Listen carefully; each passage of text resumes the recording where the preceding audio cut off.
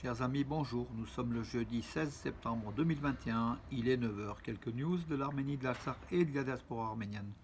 Tout d'abord en Arménie. Le chef de la diplomatie de Slovaquie, le ministre des Affaires étrangères de Slovaquie, Ivan Korčok, avec une délégation slovaque qui était en Arménie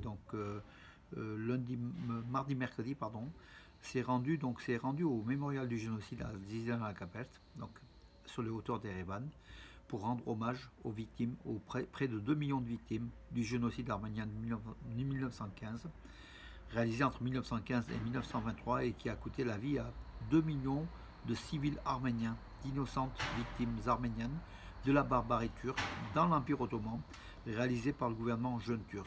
Voilà, donc la Slovaquie qui a fait œuvre de, comment dirais-je, de reconnaissance du génocide arménien. Lynn Tracy, l'ambassadrice des États-Unis en Arménie, a estimé extrêmement important les faits qui se déroulent sur la route de Goris-Kapan, sur la portion d'une vingtaine de kilomètres, où les soldats azéris et la police azérie a installé un poste de contrôle des camions iraniens ou même des transports arméniens en territoire souverain de l'Arménie. Elle a dit qu'en fait les accords du 9 novembre dernier avaient figé un certain nombre de points et que ces derniers événements étaient un petit peu une remise en cause de cela.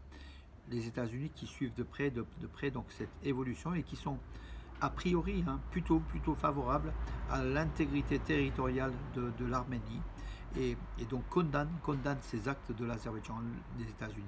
Voilà. Étonnamment, la Russie ne fait pas de déclaration aussi forte que les États-Unis. Donc, Lynn Tracy, c'est au nom du gouvernement américain qu'elle a fait ces déclarations. Donc voilà. Alors que Moscou n'a pas eu de déclaration forte pour dire aux Russes, aux Azéris, retirez-vous de cette portion de territoire de la route nationale d'Arménie entre Goris et Kapan sur une longueur d'une vingtaine de kilomètres. Voilà. C'est près de Vorodan qu'ils ont installé leur poste de contrôle des Azéris. Vorodan, c'est un village arménien frontalier. Voilà. Alors, la Poste d'Arménie a émis donc une série de deux timbre-postes sur Chouchi, la cathédrale Subrazanjetsots, donc de Chouchi, donc la cathédrale arménienne de Chouchi, qui avait été bombardée lors de la guerre de 44 jours en Artsakh par des drones azéris. Voilà mon chien qui passe, Jolia.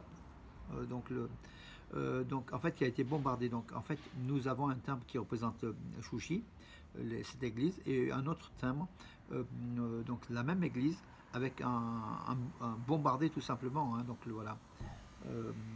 Alors, pardon, je vais vous montrer. A priori, il m'attend, mon chien il m'attend juste derrière moi pour sa promenade quotidienne en fait. Je fais deux promenades par jour et quand on donne l'habitude à des animaux, vous savez, ils en redemandent.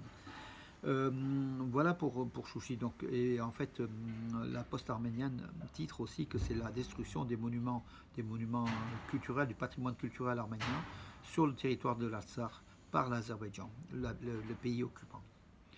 Le pantouranisme est en action. Donc le Conseil turc changera de nom. Le Turkménistan deviendra membre à part entière de l'organisation. Le pantourisme s'étend. Lors du sommet du Conseil de coopération des États turcophones, c'est le Conseil turc qui se tiendra le mois prochain, la Turquie assumera la présidence et le Turkménistan deviendra membre à part entière de cette organisation. C'est selon un rapport azéri. Ces informations furent communiquées par le vice-président du parti Justice et Développement au pouvoir en Turquie, Binali Yildirim, donc le collègue à Erdogan. Il y a six États deviendront donc membres à part entière de la structure. Donc une structure qui est donc dans laquelle il y a la Turquie bien sûr, l'Azerbaïdjan, le Kazakhstan, le Kirghizistan, l'Ouzbékistan et le Turkménistan, donc des pays turcophones de l'ère pan-turc. Voilà. Et au milieu de cette carte des pays turcophones, le pantourisme, bien sûr, le pantouranisme, l'Arménie et l'Artsakh sont au milieu, coincés, donc voilà, et qui gênent l'avancée de la Turquie vers l'Orient, vers ces pays turcophones, avec le désir, bien sûr, il y a plus de 100 ans, d'Enver Cemal et Talat de mettre en œuvre le pantouраnisme en éliminant les Arméniens. Le 21 septembre, jour du 30e anniversaire de l'indépendance de l'Arménie, c'est dans quelques jours, hein, un grand projet de commémoration des martyrs sera lancé. C'est Nicole Pachinian qui l'a annoncé. Donc un grand projet comment dirais-je, de commémoration, hein, plutôt. Donc l'indépendance devient plutôt une commémoration de toutes les personnes qui sont morts pour la libération, pour l'indépendance de l'Arménie, et je dirais de l'Artsakh aussi, hein, sur la route de la libération. Voilà qui est une bonne chose. Nicole Pachinian affirme que le gouvernement arménien va prendre des mesures pour gérer les risques liés à la route Goris-Kapan. Alors, quelles mesures, on ne sait pas. C'est un peu, comment dirais-je, indécis. Nous avons l'impression que l'Arménie veut mais ne peut pas, et que Nicole Pachinian promet mais on ne voit pas d'actes sur le terrain. Les Azéris sont toujours là, sur 2 territoires de l'Arménie, en fait, le Gerarkounik et le Syunik. Et on voit, ils ont même installé un poste de police sur le territoire de Syunik, en pleine Arménie, au bord, enfin, à la frontière arménienne, mais sur la nationale de l'Arménie, pas de l'Azerbaïdjan. Voilà, qui jouxte l'Artsakh occupé, hein, qui jouxte le territoire de la Chine qui a été cédé à l'Azerbaïdjan. Donc les soldats ont avancé vers la frontière arménienne et ont placé donc là désormais ce poste de contrôle. Ce qui est, comment dirais-je, ce qui est un cas de flagrant de non-respect du territoire de l'Arménie. Nicole Pachinian est arrivé donc hier soir à Dushanbe. Dushanbe, c'est là Tadjikistan, donc, où se tiendra donc une réunion de l'OSTC, l'Organisation de sécurité collective, en fait. Hein, voilà. Il rencontrera aussi, donc Nicole Pachinian rencontrera le président du Tadjikistan, Emomali Rahmon. Il a assuré donc au Parlement arménien avant de partir que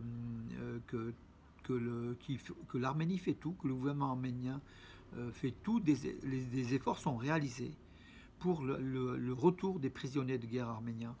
Il dit que lui-même, il est citoyen d'Arménie, Nicole Pachinian, et que effectivement cette situation ne le satisfait pas. Il y a encore des dizaines de prisonniers de guerre toujours détenus en Azerbaïdjan, et l'Arménie, paraît-il, négocie au niveau des instances internationales, à tous les niveaux.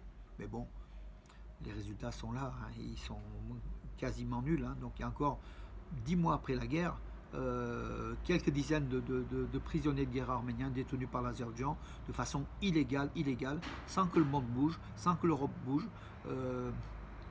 Et l'Arménie n'a pas les moyens de faire bouger toute seule cette puissance turco-azérie. Hein, voilà. Mais Nicole Pachinian a fait aveu de son impuissance, mais en même temps, il a affirmé que l'Arménie faisait tout pour la libération de ses soldats, mais qui nous donne un peu Pachinian aussi par quelle méthode. Donc est-ce que c'est du secret? Comment il fait et comment il va prendre des mesures pour la région pour cette route, donc Goris-Rapan? Qu'est-ce qu'il va faire? On ne sait pas en fait, hein. Vous savez, ce sont souvent des effets d'annonce, derrière c'est du creux, c'est bidon. Moi qui soutenais Pachinian au départ, je commence maintenant à réfléchir, à dire que l'Arménie va mal et que Pachinian n'a pas vraiment toutes les solutions. Peut-être le pays est très difficile aussi, hein, je ne veux pas être à sa place, on ne veut pas être à sa place, mais quand même, des fois c'est vague. En fait, on a l'impression que derrière, il y a des négociations qui nous dépassent, il y a des choses qui ne sont pas annoncées, et que l'Arménie n'a pas vraiment les moyens de bouger, de faire bouger ce bloc azéro-turc. Voilà. L'équipe féminine d'Arménie est arrivée en Norvège, où elle rencontrera la sélection norvégienne vendredi. Donc voilà, donc les femmes arméniennes, hein, qui est une équipe en grande progression, voilà, qui pourra nous faire comme un plaisir, donc contre la Norvège, qui est quand même favorite, hein, donc du match. Mais voilà, les Arméniennes sont là, elles sont à Oslo, donc pour le match vendredi, match international, dans le cadre des qualifications de la Coupe du Monde ou d'Europe 2023. Je crois que c'est la Coupe du Monde 2023. Je vais vous le dire pour être précis, pour pas Coupe du Monde, voilà. Parce que des fois, vous savez, en allant vite, je fais un peu des amalgames et c'est pas bon. J'ai eu quelques réflexes. Le journaliste doit être précis, tout à fait. Voilà. Reiter donc a repris mon article donc sur Nouvelles d'Arménie. Bien sûr, l'annonce de ce dimanche 19 septembre à 23h10, enquête exclusive spéciale Arménie, avec pour titre Arménie, la perle du Caucase.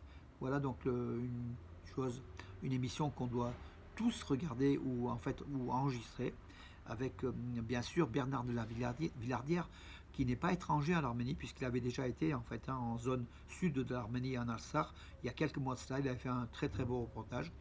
Il avait été aussi à Bakou pour montrer les revers du clan Aliyev, de ce monde de tout ce qui, de trafic tout simplement, qu'il avait dénoncé. Voilà mes amis, écoutez, moi je crois que j'ai fait le tour, je regarde s'il y a encore quelques nouvelles qui se cachent, donc je vous ai donné l'essentiel, mes amis. Le soleil semble revenir, après la pluie, le beau temps, profitons-en pour aujourd'hui. En tout cas, je vous souhaite une très très bonne journée, mes amis.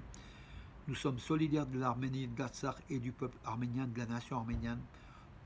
Il n'y a que les Arméniens qui sont, comment dirais-je, sensibles au sort des Arméniens. Donc, soyez conscients de cela. Et c'est pour ça qu'appréciez-vous les uns les autres. Essayez de mettre un peu de côté les querelles, surtout en cette année 2021 qui est une année décisive pour l'Arménie et pour l'Artsakh. Soutenons l'Arménie, soutenons l'Artsakh. En Artsakh, où le centre Paul Éluard, donc à Saint-Bloud, va être ou a été inauguré. Nous avons reçu un message hier soir. J'avoue que j'ai tellement d'infos que je n'ai pas regardé, mais en tout cas, c'était pratiquement terminé.